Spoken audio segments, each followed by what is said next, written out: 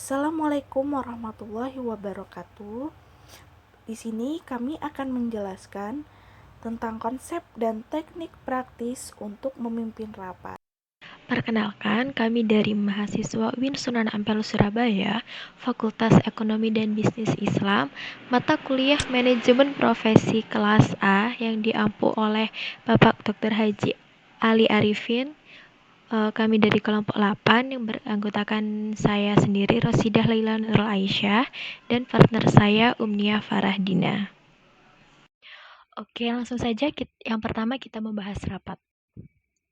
Rapat ialah suatu komunikasi yang terdiri dari sekelompok atau sejumlah orang yang biasanya diselenggarakan oleh perusahaan, organisasi, atau kelompok-kelompok pada waktu telah ditentukan untuk memecahkan atau merundingkan suatu hal. Nah, di sini ada beberapa tujuan rapat. Yang pertama ialah untuk memberikan informasi, untuk melakukan kerjasama, untuk mengatasi permasalahan, dan untuk memenuhi peraturan. Tujuannya, menurut sifatnya, menurut jangka waktunya, dan menurut frekuensinya.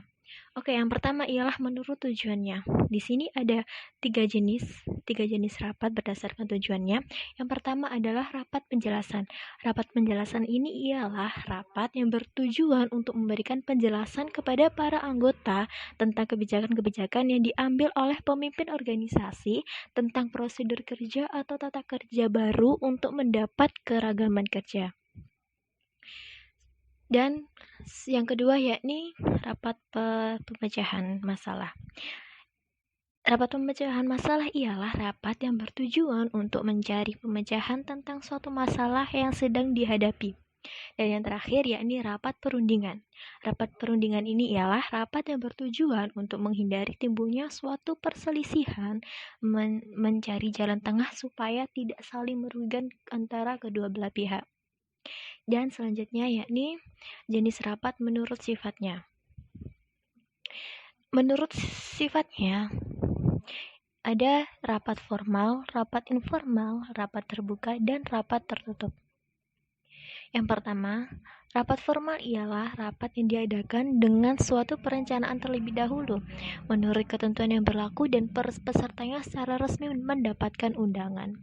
Sedangkan rapat informal ialah rapat yang diadakan tidak berdasarkan suatu perencanaan formal dan dapat terjadi setiap saat, kapan saja, dan di mana saja dengan siapa saja. Selanjutnya, rapat terbuka ialah rapat yang dihindari oleh setiap anggota. Materi yang dibahas bukan masalah yang bersifat rahasia. Yang terakhir yakni rapat tertutup. Ialah rapat yang dihadiri oleh peserta tertentu dan biasanya membahas masalah-masalah yang bersifat rahasia. Selanjutnya, menurut jangka waktunya, rapat ini dibedakan menjadi tiga, yakni rapat mingguan, bulanan, dan tahunan. Oke, yang pertama rapat mingguan. Seperti namanya, rapat mingguan ialah rapat yang diadakan sekali dalam seminggu, membahas masalah-masalah yang bersifat rutin yang dihadapi oleh masing-masing manajer. Dan yang kedua yakni rapat bulanan. Rapat ini diadakan setiap 1 bulan sekali pada akhir bulan untuk membahas hal-hal atau peristiwa yang terjadi pada bulan lalu. Dan yang terakhir yakni rapat tahunan. Rapat ini diadakan sekali dalam setahun untuk membahas hal-hal atau peristiwa-peristiwa yang terjadi pada tahun lalu. Dan yang terakhir yakni jenis rapat menurut frekuensinya. Ini ada 2 jenis rapat, yakni rapat rutin dan rapat insidental. Rapat rutin ini merupakan rapat yang sudah ditentukan waktunya. Biasanya dilaksanakan mingguan, bulanan, atau bahkan tahunan. Sedangkan rapat insidental ini ialah rapat yang tidak berdasarkan jadwal, tergantung pada masalah yang dihadapi. Biasanya rapat ini diadakan apabila masalah yang dihadapi itu merupakan masalah yang sangat-sangat urgent yang harus segera dipecahkan. Oke, selanjutnya yakni prinsip dasar. Prinsip dasar dalam rapat ini harus membahas dan menjawab 6 pertanyaan pokok yang terdiri 5W plus 1H, yakni why, what, where, when, how, when, where, and how. Yang pertama ialah why. Why ini kita harus membahas mengapa rapat ini harus diselenggarakan. Dan yang kedua yakni what. apa topik masalah yang akan didiskusikan. Dan yang ketiga yakni who, siapa yang akan diundang atau yang mengikuti rapat ini. Dan selanjutnya yakni where, yakni di mana sebaiknya rapat ini dilakukan. Dan yang kelima ialah when, kapan seharusnya rapat ini diselenggarakan. Dan yang terakhir adalah how, yakni bagaimana rapat akan diselenggarakan. Apakah rapat akan diselenggarakan secara berkala atau cukup sekali, tertutup atau terbuka, bahan rapat ini dibagi terlebih dahulu atau tidak, dan apakah memerlukan overhead projector atau yang lainnya. Itu merupakan prinsip-prinsip dasar dalam rapat. Selanjutnya yakni mempersiapkan dan menyelenggarakan rapat. Di sini kita harus melakukan susunan supaya rapat ini bisa terstruktur dan berjalan lancar. Maka dari itu, kita harus melakukan beberapa hal sebagai berikut. Yang pertama ialah menyusun acara rapat. Dalam menyelenggarakan rapat, kita harus menyusun acara apa saja yang akan dilakukan sehingga pelaksanaan rapat bisa terstruktur rapi dan pokok pembicaraan yang dibahas pun tertata secara maksimal. Contoh susunan rapat itu seperti kita harus membuat rundown seperti acara pertama pembukaan, pembacaan susunan rapat, laporan rapat sebelumnya bila itu merupakan rapat rutin, dan pembahasan materi rapat dan lain-lain. Habis itu yang terakhir ialah penutup. Yang kedua yakni undangan rapat. Setelah kita menyusun susunan rapat, kita harus menentukan siapa saja yang akan dan harus mengikuti rapat tersebut. Undangan rapat ini berisikan tentang hari atau tanggal, waktu, tempat acara rapat, dan agenda dari rapat tersebut. Dan yang ketiga yakni perlengkapan dari rapat tersebut. Di sini perlengkapan rapat ialah seperti alat tulis, informasi atau data yang ingin diperhitungkan atau yang diperlukan, mesin ketik atau notebook, type recorder untuk merekam. Kalau recorder ini bila perlu, ini bukan perlengkapan wajib, bila perlu saja. Dan yang terakhir yakni notulen rapat. Notulen rapat ini ialah merupakan singkatan atau pokok-pokok yang dibicarakan dalam sebuah rapat.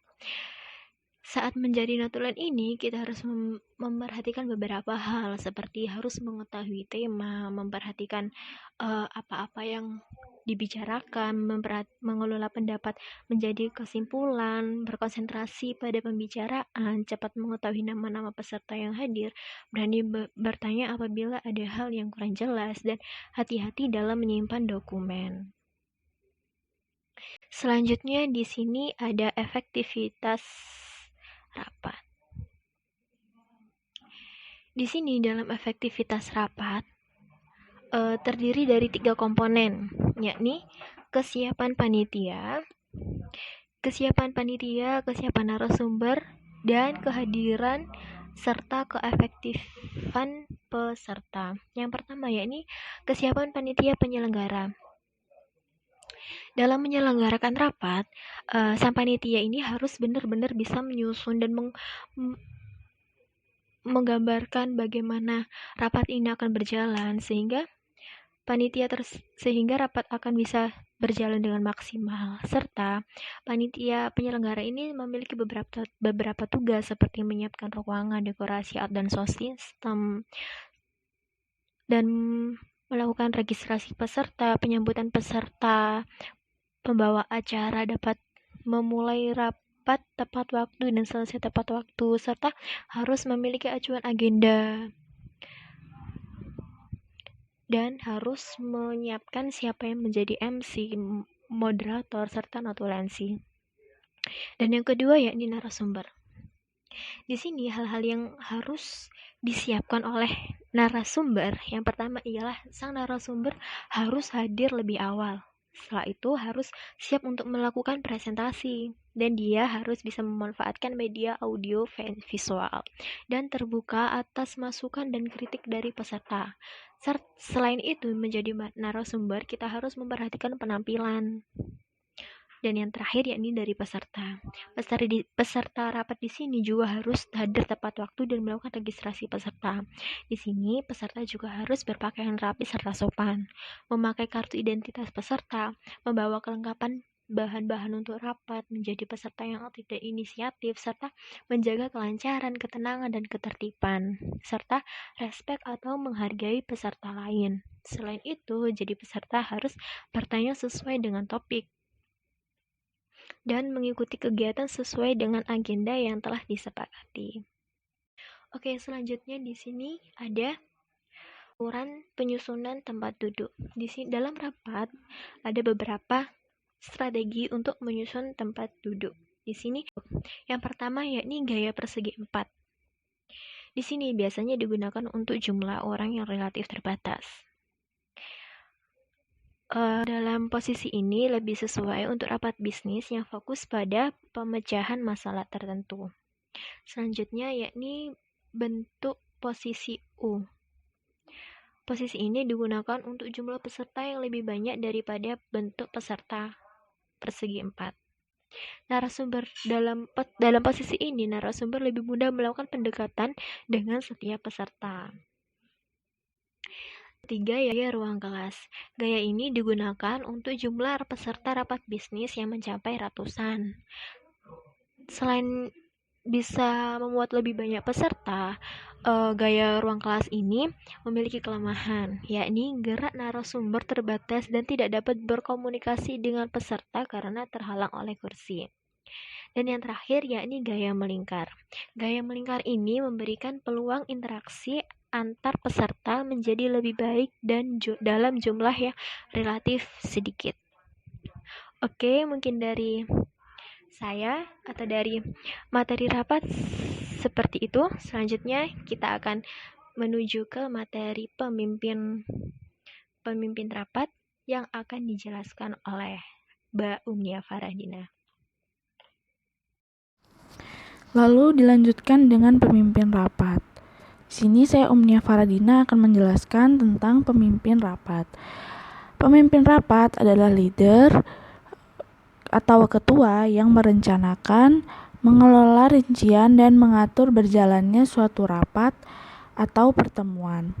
Biasanya mereka adalah orang-orang yang memimpin rapat kerja di setiap organisasi atau perusahaan. Pemimpin rapat adalah leader atau ketua yang merencanakan, mengelola rincian dan mengatur berjalannya suatu rapat atau pertemuan. Biasanya mereka adalah orang-orang yang memimpin rapat kerja di setiap organisasi atau perusahaan. Lalu, tugas ketua rapat. Yang pertama, tugas ketua rapat yaitu mengikuti prosedur atau aturan dasar yang berlaku di dalam rapat kerja, menentukan tujuan-tujuan yang harus dicapai dari rapat kerja tersebut, lalu membuat keputusan. Apakah melalui rapat kerja kita dapat meraih tujuan-tujuan yang diinginkan tersebut. Menetapkan nama-nama anggota rapat yang perlu membantu memimpin rapat dalam merencanakan rapat kerja. Menyusun rapat prakerja seperti membaca informasi-informasi penting yang relevan dengan topik rapat kerja. Lalu mengundang peserta rapat dan mendistribusikan tugas atau pekerjaan yang relevan dengan rapat kerja. Memastikan bahwa selama rapat kerja berlangsung ada alat perekam yang aktif dinyalakan. Berusaha untuk melakukan small talk atau obrolan ringan dengan seluruh anggota rapat, sehingga rapat kerja tidak berjalan dalam kondisi yang dingin atau awkward. Lalu membuat suasana rapat menjadi lebih menyenangkan dengan menyisipkan sedikit humor yang lucu namun tetap sopan. Tugas pemimpin rapat juga tiba di dalam ruangan rapat kerja lebih awal, jika memungkinkan 10-15 menit sebelum rapat dimulai agar dapat menyiapkan segala hal yang perlu dipersiapkan. Lalu yang terakhir, memastikan bahwa setiap anggota rapat mengetahui dan memahami tugas dan kewajiban mereka masing-masing setelah rapat kerja berakhir. Notulensi. Notulensi adalah istilah untuk catatan perjalanan suatu kegiatan baik rapat, seminar, diskusi, atau sidang dari awal sampai akhir acara dan ditulis oleh seorang notulis. Dilaporkan oleh ketua kegiatan dan dipertanggungjawabkan suatu saat pada seluruh anggota atau peserta kegiatan. Notulen adalah naskah resmi yang memuat catatan jalannya acara mulai dari pembukaan, pembahasan masalah, usulan, sampai dengan pengambilan keputusan serta penutupan. Lalu tugas notulensi. Yang pertama, mencatat topik masalah, menuliskan topik dan judul permasalahan atau isi rapat secara lengkap dan jelas. Yang kedua, mencatat waktu rapat, mencatatkan waktu dan tempat diskusi dilaksanakan sebagai acuan untuk menentukan rapat selanjutnya. Ketiga, mendata jumlah peserta, mencatat dan mendata informasi dan jumlah peserta dengan lengkap. Yang keempat, menyimak dan menjaga ketenangan rapat, menyimak dan menulis segala hal atau proses yang berlangsung dalam diskusi dan menjaga ketenangan selama rapat berlangsung. Yang kelima, merangkum kesimpulan, menuliskan dan merangkum kesimpulan atau hasil diskusi tersebut. Yang keenam, membuat dokumentasi, mendokumentasikan catatan tentang diskusi yang telah dilakukan, termasuk tulisan dan foto. Lalu teknik memimpin rapat. Apa saja teknik-teknik memimpin rapat? Yaitu yang pertama, tentukan waktu dan tanggal jauh-jauh hari. Tidak perlu berusaha menyenangkan semua peserta rapat. Lalu datang tepat waktu. Menyampaikan tujuan pertemuan, lalu sebagai komunikasi lanjutan, dan membuat agenda rapat. Melibatkan anggota. Siapkan perangkat yang diperlukan selama rapat dan jangan mengakhiri rapat secara terburu-buru. Sekian dari presentasi kelompok kami. Terima kasih sudah melihat videonya. Wassalamualaikum warahmatullahi wabarakatuh.